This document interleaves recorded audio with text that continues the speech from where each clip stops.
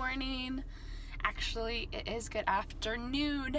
I just dropped off my daughter at school, and I'm here picking up my son at school. Some people have been mentioning that I seem a little frazzled.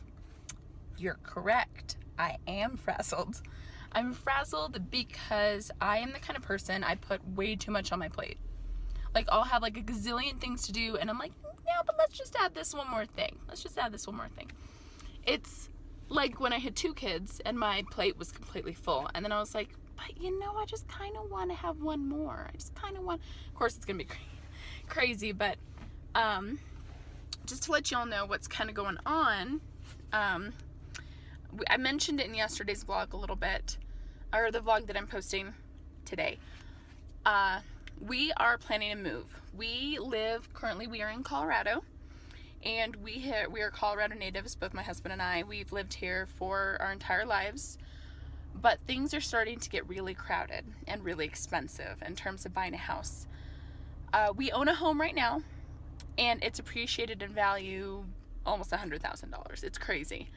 So my husband and I had a deep conversation a couple weeks ago about how it might be better for our children and for ourselves to move somewhere that is a little bit more family friendly, where we can buy more space for less money, and possibly, we can have a backyard and all the kids can have their own bedroom.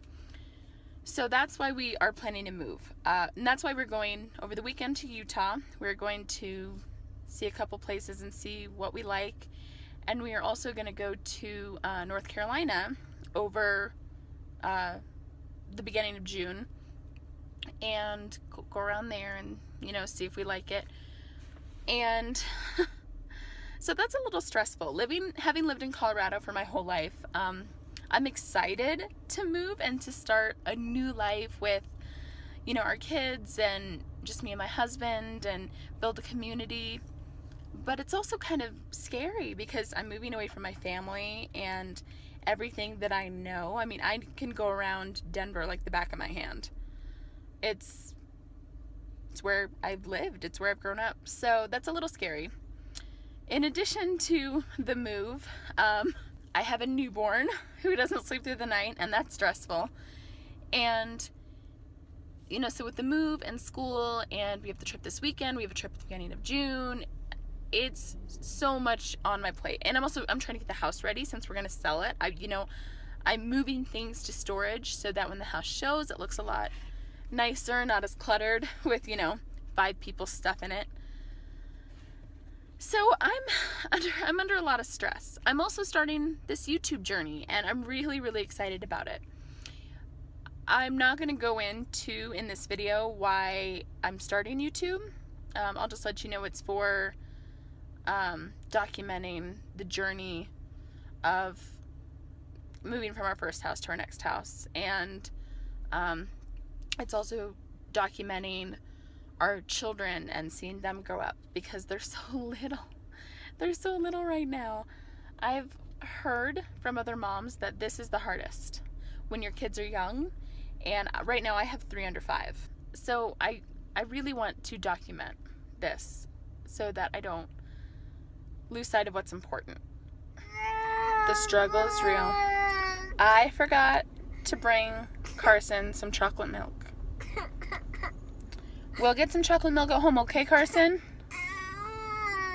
From the beginning of your pregnancy, he was... I can't. You vomited, like, I swear to God, it was a day after we conceived. And I knew you were pregnant. I knew you were pregnant at that moment. I was really sick. And it was with Carson. It was funny. It was like simultaneous with the new year in 2016. That's kind of when things started to turn around. Yeah. And like we had really bad luck in 2015 too. Oh, it was awful. It was the worst year. I'll never forget 2015.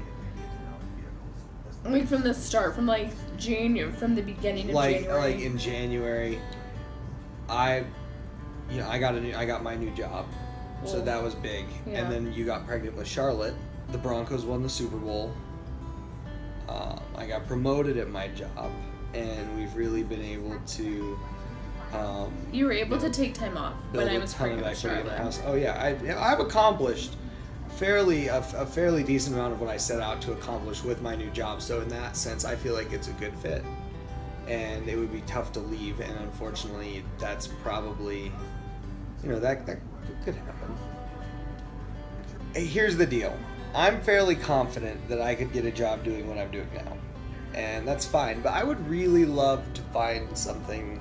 And maybe in banking, but just different. I'd really love to find something that's more centralized and there's not as much fluctuation. And, sales is great, and I think I'm good at it, and that I would continue to be good at it. But, I don't know. I sometimes think that maybe that's not what I want to do long term, and I don't know if I want that to be my long-term play. And this is, unfortunately for me, this is kind of the juncture where it splits off. So you can go more into like sales, Manager. or you could become a branch manager, or you could try to move somewhere else and use that experience to move into something in processing or titling or something like that. So it's definitely a big thing, and I don't know. I hope that I can find something. I feel like we're at a weird juncture right now because it's like we're selling our home, like we're gonna put our home on the market in like a little over a month, but you can't really get a job out of state yet, because if you were to get a job out of state, you would need to go out of state to be able to go work there. And where are you gonna stay? Because we can't buy a house out there yet. And then who knows if the job would be the right fit for you. Because you won't know until you get out there and you start working. Yeah. Not like you have that much like, oh, I don't like this job. I mean, I'm gonna go find another job. it's really tough, but you've just kind of got to put one foot in front of the other, and deal with things as they come up.